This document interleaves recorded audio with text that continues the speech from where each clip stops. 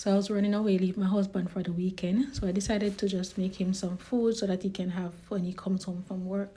So this is one of his favorite curry chicken back, and I added some leg and thighs in there and cut in my desired pieces. I add my spices and herbs. Now I'm going to burn a little curry to release that flavor. And then we're going to sear the chicken for about 5 minutes. Next, I'm going to cover it down so that it can produce its own liquid. I gave it around 10 minutes to continue cooking with its own juices, and now I'm going to go ahead and add my potatoes and carrots. I also re-season with some more scallion, onion, thyme, Scotch bonnet pepper.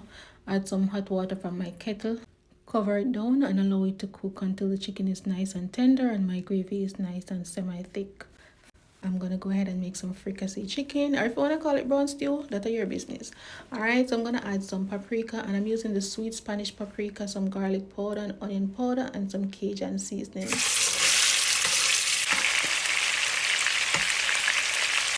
For this dish, I like to make sure the chicken is properly cooked on all sides before adding to the sauce, because I don't like when it sits in the sauce too long. So now we're gonna make our sauce.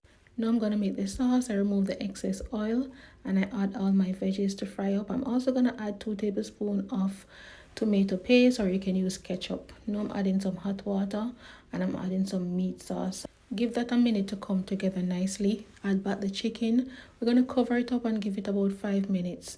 You can go longer depending on your preference, but I don't like it to be cooking down in the sauce for too long. I'm going to cook in some rice and peas. I put my peas in the instant pot for 5 minutes along with a piece of ginger and garlic.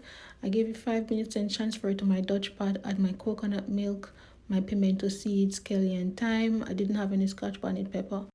Allow that to boil for a few minutes and I add my washed rice. Once that rice starts to boil, I turn my stove down on low and allow it to steam. And that's it. Thanks for watching.